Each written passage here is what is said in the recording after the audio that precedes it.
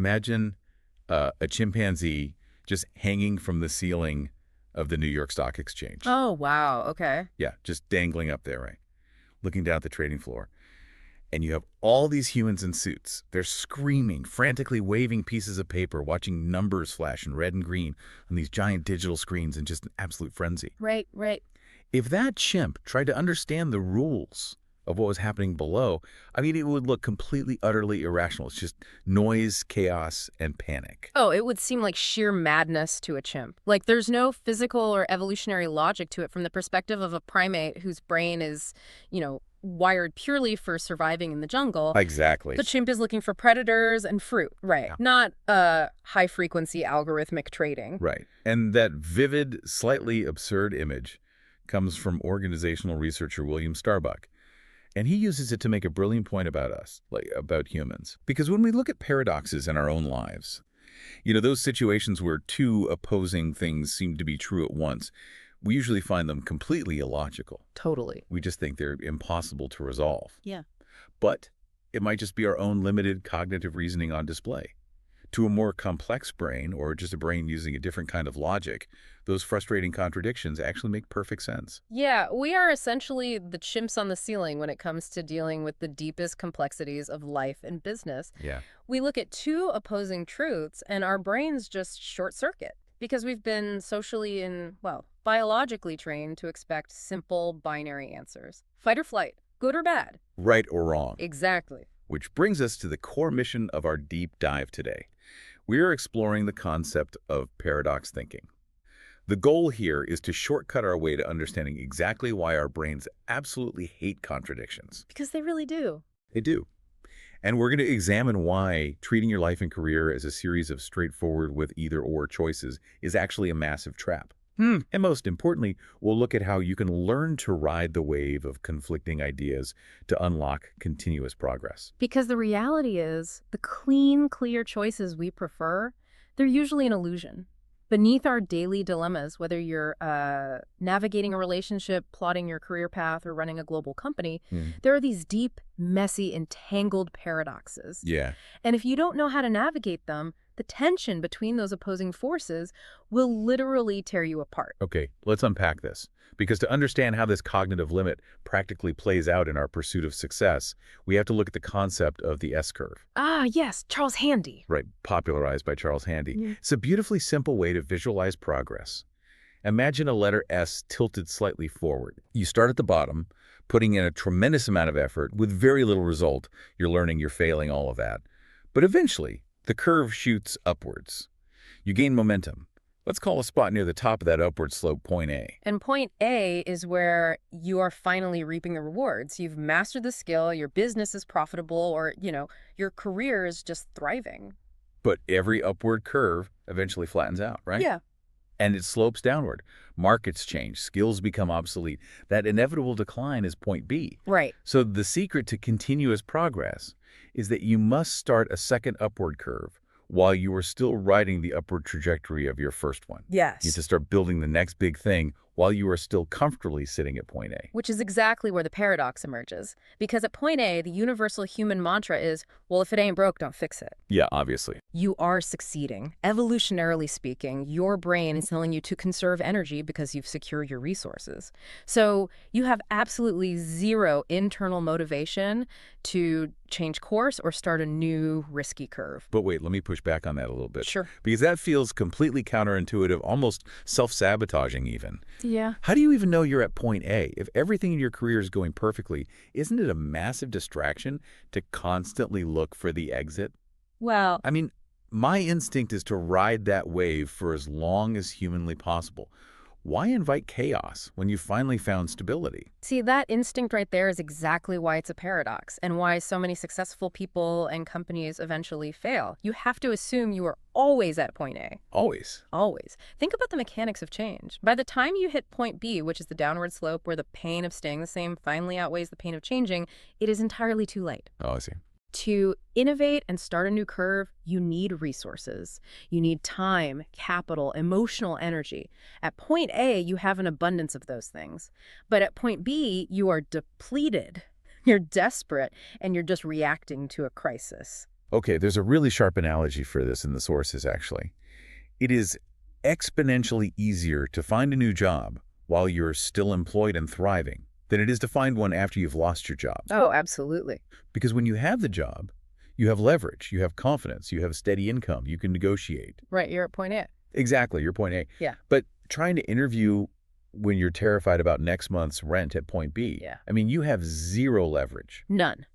And that is the paradox in action. You have to live in the contradiction of deeply investing in your current skills, optimizing what you do today, while simultaneously and actively experimenting in a new world that might eventually destroy your old world. Which is so hard to do. It's incredibly hard. The philosopher Lao Tzu framed this brilliantly thousands of years ago. He basically said, if you want to shrink something, you must first allow it to expand. If you want to take, you must first give. You have to hold these opposing forces at the very same time. But living in a constant state of contradictory truths, like trying to expand and shrink simultaneously, or staying fully committed to a job while actively plotting your pivot, it's deeply uncomfortable for us. Oh, yeah. The primate brain just starts screaming for simplicity. Yeah. And when we are forced into that discomfort and we inevitably panic, we tend to fall into three destructive coping mechanisms, three vicious cycles. Right. And the first of those cycles is what's called the rabbit hole. The rabbit hole. Yeah. This happens when we over-rely on our preferred methods to soothe our anxiety. We just double down on what we are already good at. Right. If you're a hammer, you start treating every single problem like a nail. But ironically, by overusing our strengths to avoid the discomfort of a paradox, we completely ruin our ability to learn new things and transition to that next S-curve. You dig the hole so deep, descending your one specific skill, that you can't even see the landscape changing above you. Exactly. And then the second cycle is the wrecking ball, which I think is super relatable. This is severe overcorrection. Yes. It happens when you've been ignoring one side of a paradox for so long Yeah. that the pressure finally builds up to a breaking point and you just panic. You snap. Yeah, you swing the pendulum violently in the completely opposite direction, smashing everything you built on the other side and creating a brand new disaster. It's the classic midlife crisis response. Totally. You work yourself to the bone for a decade, completely ignoring your health and your family. That's ignoring one side of the paradox of work-life integration. Right. And when the pain finally hits, instead of finding balance, you take a wrecking ball to it all. You quit your job, sell your house, and move off the grid. It's an extreme overcorrection that usually introduces a whole new set of, unmanageable problems. And the third cycle is trench warfare, which is just pure polarization. This is when two opposing sides of a paradox each take an extreme position. They dig in their heels, violently defend their corners, and the divide just deepens. Yeah. I mean, it describes basically every modern internet debate. Yeah. But you see it in corporate departments too, right? Like sales fighting with engineering, neither willing to acknowledge the other's valid constraints. Yes. And what's fascinating here is we fall into these cycles, the rabbit hole, the wrecking ball, the trench warfare, because we treat all knowledge as a single right or wrong issue. Right, black and white. We think, if my side is logically right, your side must be logically wrong. But there is a profound concept that shatters that illusion. Okay. The opposite of a small truth is simply false, but the opposite of a great truth is also true. Wow. Here's where it gets really interesting. Because the opposite of a great truth is also true. That requires a fundamental shift in how we view the world. It really does. It requires moving from a scarcity mindset, where there is only one slice of truth pie, and we have to fight over who gets it, to an abundance mindset. Okay, I like that. It's moving away from defensively guarding our own assumptions. Instead, we need to adopt a yes-and approach. Like improv. Exactly like improv. If someone presents an opposing view, we don't block it. We respect it and say, yes, that is true. A and D, here is this other truth. How do we design a system where they exist together? It's a great philosophy, but let's look at how highly successful organizations actually do this in practice. Yeah. Because you can't just run a global business on good vibes and saying yes and to everyone. Well, you definitely can't. You have to systematize the contradiction. Look at the Lego Museum. They openly display 11 management paradoxes that they actively use to run their company. Yeah, 11 of them. It is a brutal demand to place on a manager. I mean, they tell their leaders, you must build a close relationship with your staff. A&D, maintain proper distance. You must trust your staff entirely. A&D, keep a close eye on what they're doing. You must be highly confident. A&D, perfectly humble. It sounds impossible, but Toyota implements a very similar paradox strategy, just on a more operational level. How so? Well, their entire model is built on demanding things that shouldn't logically make sense together. They demand incremental, tiny, daily progress and massive, disruptive technological leaps. Both at the same time. Both at the same time. They operate with extreme penny-pinching frugality on the factory floor, but they also spend with wild extravagance on long-term research.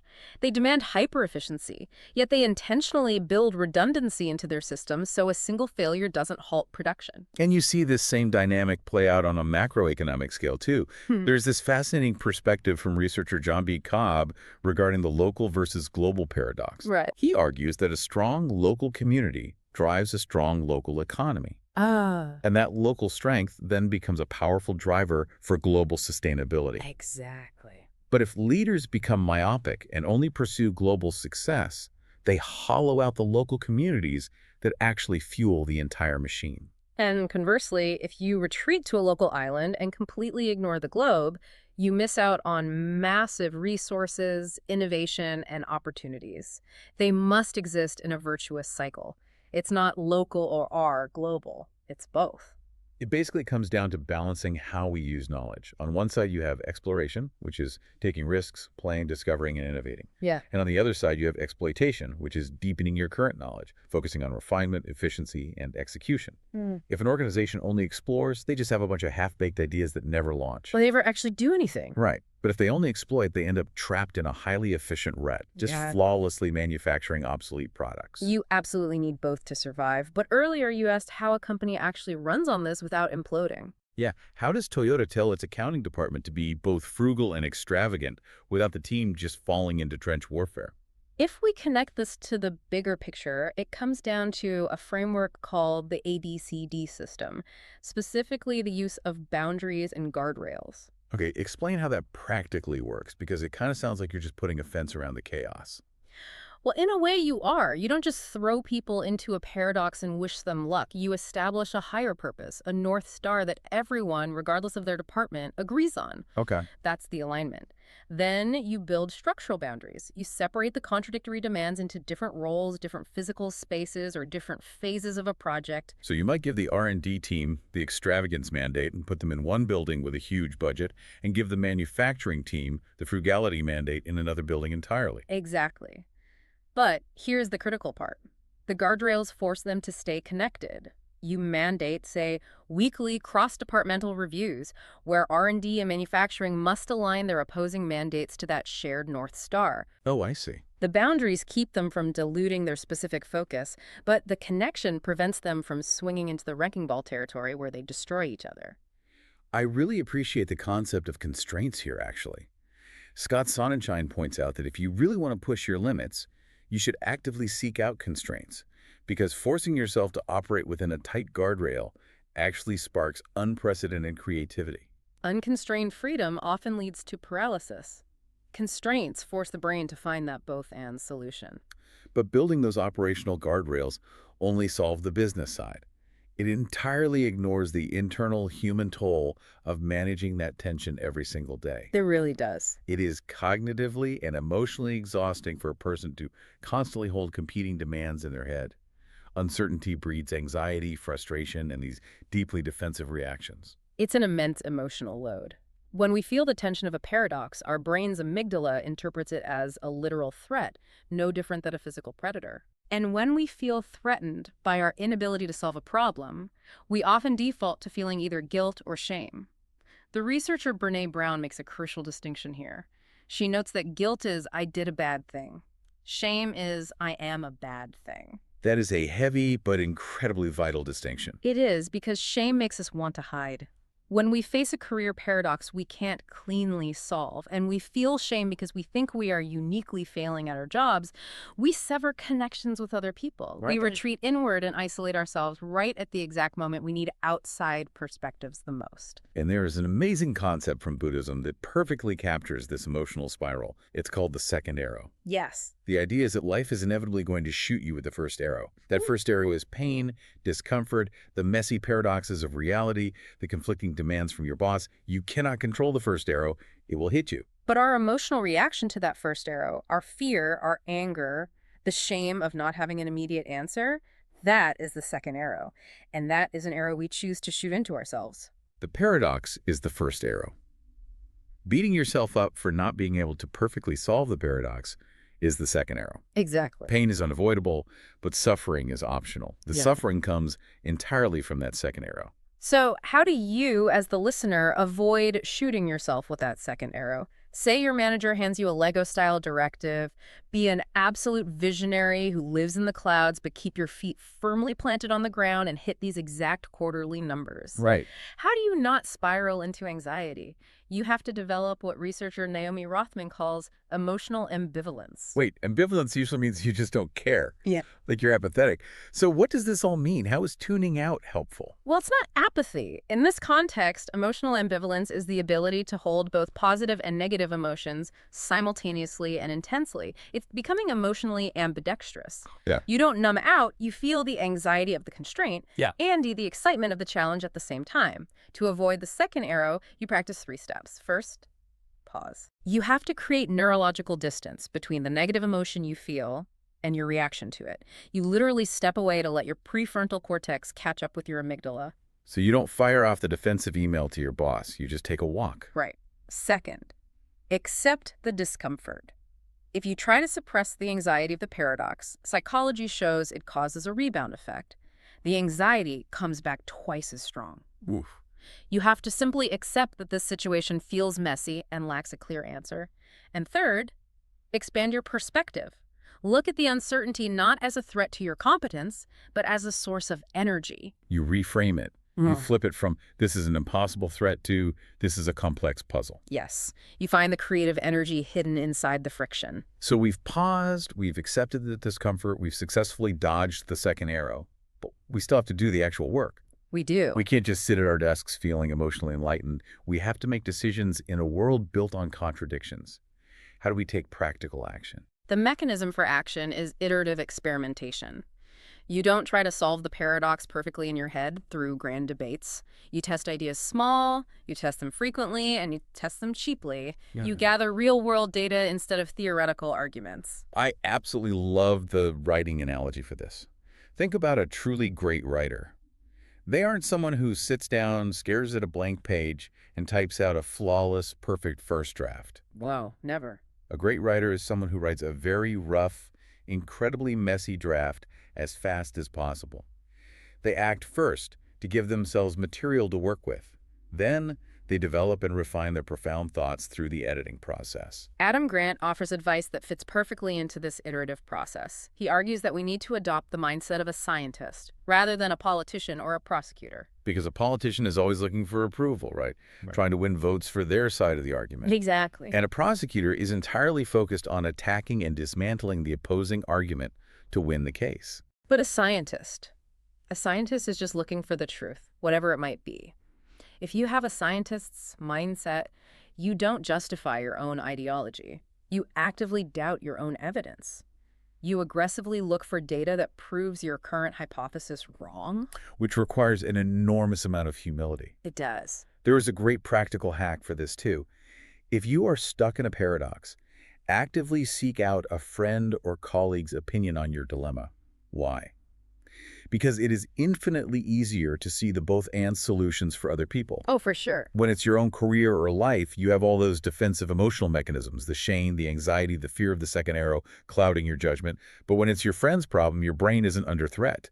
You can clearly see how they can balance both sides. And this raises an incredibly important mechanism of human nature. We desperately rely on superstitions and past patterns to feel like we are in control. Yeah. And the more time and energy we invest in a specific path, the more our commitment escalates. We get trapped by our past choices. The sunk cost fallacy. I've already spent 5 years in this career. I can't start a new S-curve now. Exactly. To break that fallacy, we have to practice the deliberate art of unlearning. You have to consciously identify the rules and certainties that made you successful at point A and willingly let them go. Right. A manager who got promoted because they were incredibly detail-oriented might have to unlearn that micromanagement habit to become a successful executive. Unlearning clears the space. And once you clear that space, you prepare for serendipity. Serendipity sounds like just waiting for dumb luck to strike, though. Well, it is luck, but it is luck that favors the prepared mind. You prepare by intentionally putting yourself in the path of new, conflicting opportunities with an adventurer's mindset. Okay. You assume you don't know the answers, and you intentionally wander into spaces where opposing ideas exist. By unlearning your rigid binary rules, you free yourself up to walk the tightrope of paradox with flexibility. We have covered a massive amount of ground today. We really have. We started with the chimpanzee on the ceiling of the stock exchange, realizing that our brains just aren't biologically wired to easily process contradictions. We looked at the mechanics of the S-curve and how success itself can trap us at point A if we don't actively fund our own disruption. We examine the vicious cycles, the rabbit hole, the wrecking ball, and trench warfare, and how moving from a scarcity mindset to an abundance mindset allows us to embrace opposing great truths. We saw how organizations like Lego and Toyota literally build their entire operational models on demanding impossible contradictions, keeping them balanced by building structural guardrails around a shared North Star. Yeah. And we walked through how to dodge the Buddha's second arrow, using emotional ambivalence to neurologically separate ourselves from the anxiety of uncertainty. Which ultimately allows us to act like a scientist, experimenting with rough drafts, aggressively seeking out data that proves us wrong, and being willing to unlearn the very things that got us here. I want to synthesize all of this with a beautiful thought from management pioneer Mary Parker Follett. She noted that conflict is neither good nor bad. Conflict is simply difference surfacing. I love that. We stand in a storm of contradictions every single day, law and freedom, wealth and poverty, exploration and exploitation. But paradoxes teach us that these opposites don't cancel each other out. The friction between them is exactly what creates the spark of inspiration and progress. And I want to leave you with a final thought to mull over. Building on everything we've explored today, life is inherently bigger and vastly more complex than any neat binary concept we can invent. Yeah. So the next time you find yourself completely paralyzed by an impossible either-or choice in your own life or career, don't ask yourself which side is the right one. Instead, ask yourself, how can I build a system right now that forces me to do both? Thank you so much for joining us on this deep dive into the mind today. Embrace the contradictions, dodge those second arrows, and remember to keep your balance on the tightrope. We'll see you next time.